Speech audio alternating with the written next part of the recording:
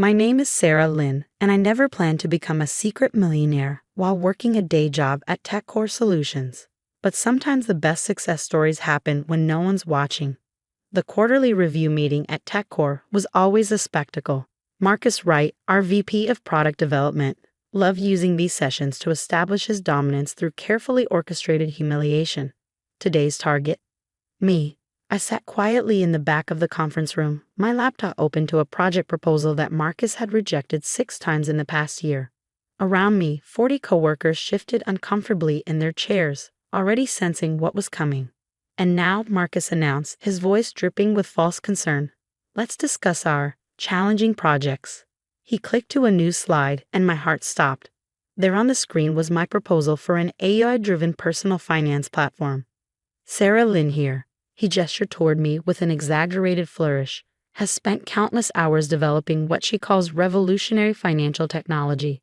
Would you like to explain to everyone why this project has failed to meet even basic viability standards?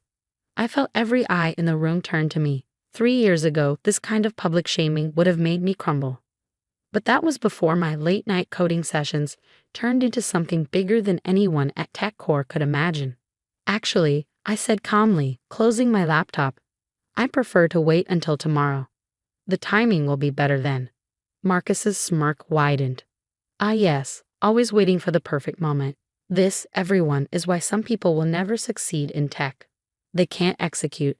They just dream. The room filled with nervous laughter. Marcus lived for these moments, building his reputation on crushing others' ambitions. What he didn't know was that his repeated rejections of my project had been the best thing that could have happened to me. It started 3 years ago during my first pitch to Marcus. I developed a prototype AI system that could analyze personal spending patterns and provide customized financial advice. The technology was solid. I'd spent 2 years perfecting the algorithms during my MIT graduate studies. This is amateur work, Marcus had declared, barely glancing at the documentation. Financial technology requires experience you clearly don't have. Stick to basic coding tasks. That night, I sat in my small apartment staring at the rejection email. My phone buzzed. A message from my former professor, Dr. Chen. How did the pitch go? I called her, fighting back tears as I explained Marcus's dismissal. Her response changed everything. Sarah, remember what I taught you about market disruption? Sometimes the biggest opportunities come disguised as rejections. If your current company can't see the potential, maybe it's time to build it yourself. But I don't have the resources, I protested. Starting a fintech company requires millions in capital. Meet me for coffee tomorrow, she said. Bring your prototype. That meeting became the foundation of everything. Dr. Chen introduced me to James Wang, a venture capitalist who specialized in fintech startups. He spent 3 hours grilling me about the technology, the market potential, the competition. Your AI architecture is unique, he finally said. Most fintech platforms use basic pattern recognition. Yours actually learns and adapts to individual financial behaviors. How much do you need to build this? $2 million for initial development and testing. I replied, showing him the detailed budget I prepared for Marcus. Another $3 million for market launch and scaling. James nodded, making notes. I can get you $5 million. But there's a catch. You'll need to work on this in complete secrecy until launch. No public association with the company, no LinkedIn updates, nothing that could alert potential competitors. I have a day job, I said, at TechCore. Keep it, he advised. It's perfect cover. Build your company at night and on weekends. We'll hire a CEO to be the public face during development. When you're ready to launch, you can reveal yourself as the founder and technical architect. And that's how Nighthall Financial was born. For 3 years, I lived a double life. During the day, I was Sarah Lynn, mid-level programmer at TechCore, quietly accepting Marcus's criticism and condescension. At night, I was the hidden founder of what would become the fastest-growing fintech startup in history. The secrecy wasn't easy. I worked from 9 to 5 at TechCore, then spent evenings and weekends building Nighthall. My small apartment became a command center of monitors and development servers. I hired remote developers using secure channels, coordinating with them through encrypted communications. James kept his word about funding, and our CDO, a brilliant woman named Michelle Chen, became the company's public face. She handled interviews and investor meetings while I focused on perfecting the technology. Every time Marcus rejected my proposals at TechCore, I channeled that energy into Nightowl. His dismissal of AI-driven financial analysis, I used it to refine our algorithms. His mockery of my user interface designs, it pushed me to create something even more intuitive. The hardest part was watching other companies launch inferior versions of my vision. Marcus would parade these competitors' products in meetings, pointedly noting how they proved my ideas were derivative and unoriginal. Little did he know that Nightowl was already running private beta tests with selected users. Our AI system wasn't just analyzing spending patterns, it was predicting financial trends, preventing fraud, and providing personalized wealth-building strategies with unprecedented accuracy. 1 month ago, everything changed. Our beta results exceeded all projections. User acquisition costs were 60% below industry standard. Customer satisfaction scores broke records. Most importantly, our AI system was performing at levels that make competitors' products look primitive. James called an emergency board meeting. "We're ready," he declared. "Time to show the world who really built Nightowl." Michelle agreed. "The Forbes interview is scheduled for next week. They want to do a cover story on the hidden genius behind the year's most anticipated tech launch." I thought about Marcus, about all the times he used my failures to teach others not to dream too big, about the countless meetings where he crushed innovative ideas because they didn't come from the right people or follow the right paths. "Do it," I said. "It's time." Now, sitting in TechCore's conference room watching Marcus dissect my failed project, I felt a strange sense of calm. In less than 24 hours, Forbes magazine would hit desks and inboxes across the tech world. The cover story: the secret founder of Nightowl. How a hidden genius built a $300 million fintech empire. Marcus was still talking, his voice filled with practiced concern. "This team is why we must maintain high standards. Not everyone is cut out for innovation. Some people, like Sarah, might be better suited to supporting roles rather than trying to lead." I checked my phone under the desk. A message from James. "Forbes article goes live at 9 a.m. tomorrow. You ready?" I texted back one word: ready. Tomorrow couldn't come soon enough. I arrived at TechCore's office at exactly 8:55 a.m. the next morning. The security guard did a double take. I'd never worn a designer suit to work before, but today wasn't a normal day. My phone had been buzzing since dawn. The Forbes article was scheduled to go live in 5 minutes, and the tech world was already humming with speculation about Nightowl's mysterious founder. Our PR team had orchestrated the reveal perfectly, with synchronized announcements across multiple platforms. I walked past Marcus's office, where he was already practicing his usual morning routine of criticizing someone's work. Today's victim was a junior developer named Alex, who was hunched over as Marcus dissected his code. "This is exactly the kind of mediocre thinking that holds companies back," Marcus was saying. "You need to understand your place in the hierarchy." 8:59 a.m. I settled into my cubicle and opened my laptop. The Forbes website was already open, counting down to the article release. Across the office, dozens of other screens showed the same page.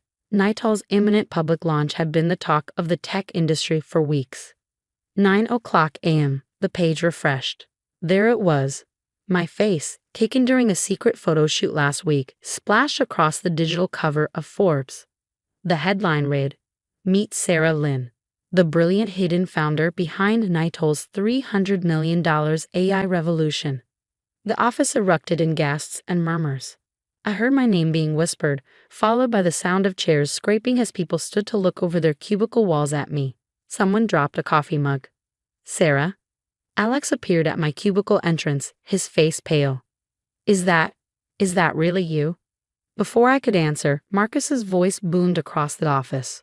"What is this nonsense?" He strode toward my desk, tablet in hand, his face shifting between confusion and anger.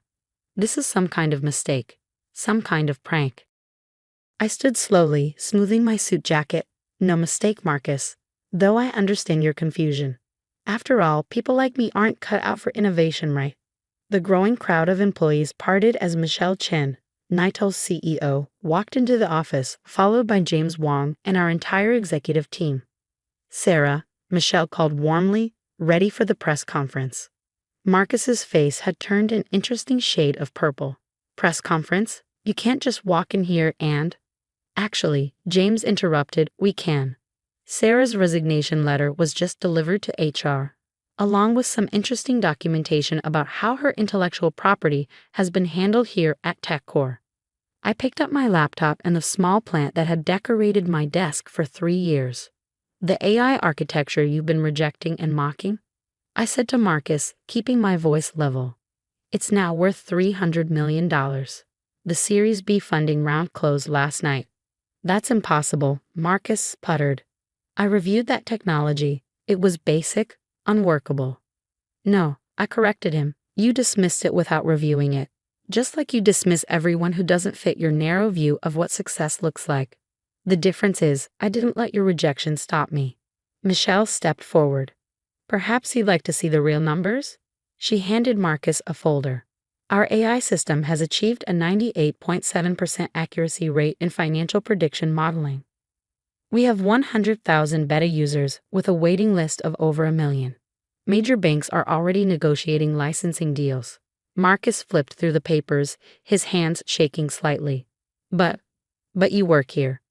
You're just a what? I asked quietly. Just a junior programmer? Just a woman in tech who should know her place. While you were busy teaching everyone what failure looks like, I was building something revolutionary. The office had gone completely silent. Every eye was on Marcus as 3 years of his carefully constructed authority crumbled. Your project proposals, he managed finally. They were deliberately flawed. You submitted weak versions to avoid suspicion. I smiled. Now you're getting it.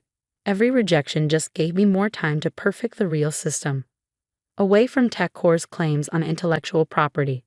Away from your mentorship. James cleared his throat.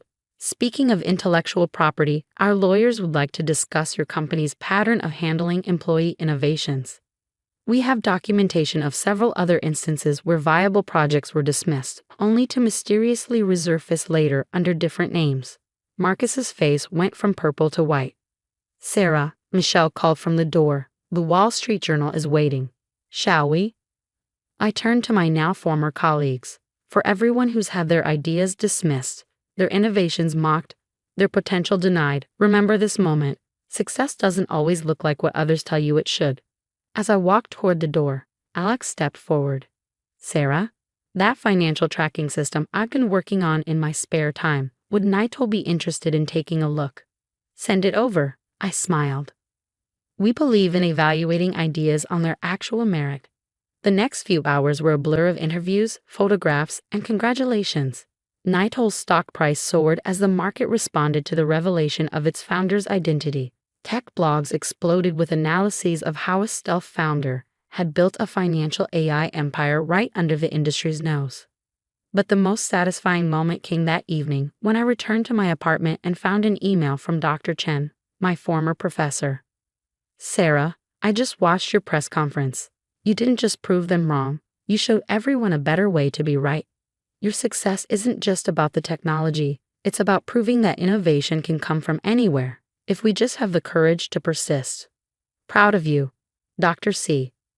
1 week later, Naito moved into its new headquarters, ironically in the building right across from TechCore. I had insisted on floor-to-ceiling windows in my office, with a clear view of my old workplace, not out of spite, but as a reminder. On my desk, I kept a frame containing Marcus's last rejection email of my project. Next to it sat the Forbes magazine cover. Between them stood a small plaque with words I'd had engraved after our launch. Success isn't about proving others wrong. It's about proving yourself right. The aftermath was more significant than even I had anticipated. Marcus resigned from TechCore 3 months later, after an internal investigation into his handling of employee innovations. Several former colleagues joined Naito, bringing fresh ideas that had been suppressed under his leadership. But more importantly, our success sparked a change in the tech industry's culture. Other hidden founders began emerging, sharing stories of building their dreams while working day jobs. Naito established an innovation fund specifically for overlooked entrepreneurs, focusing on those who had been told they didn't fit the profile of success. Last month, I was invited back to TechCore, this time as a keynote speaker for their new innovation initiative. Standing at the podium where Marcus once held his quarterly review meetings, I shared the real lesson of my journey. Innovation doesn't care about titles or authority. It doesn't follow org charts or hierarchies. Real innovation often happens in the shadows, driven by people who refuse to accept artificial limitations. Success isn't given, it's built one rejected proposal at a time. Yesterday, a young programmer stopped me after a conference presentation. She asked if I regretted not revealing Nighthall's success sooner, if all those years of hiding my achievements were worth it. I thought about the look on Marcus's face when he saw that Forbes cover, about the message my story had sent to every overlooked innovator, about the changes it had sparked in corporate culture. Sometimes, I told her, the best revenge isn't proving others wrong. It's proving that their entire way of judging success was wrong. That takes time, patience, and the courage to work in silence until the right moment.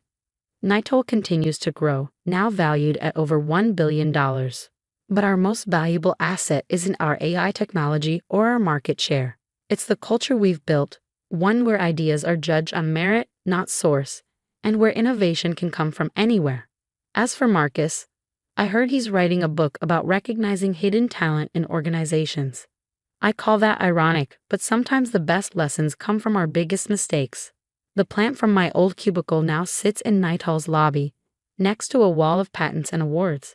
It's a reminder that growth happens even when no one's watching, and sometimes that's exactly when it happens best.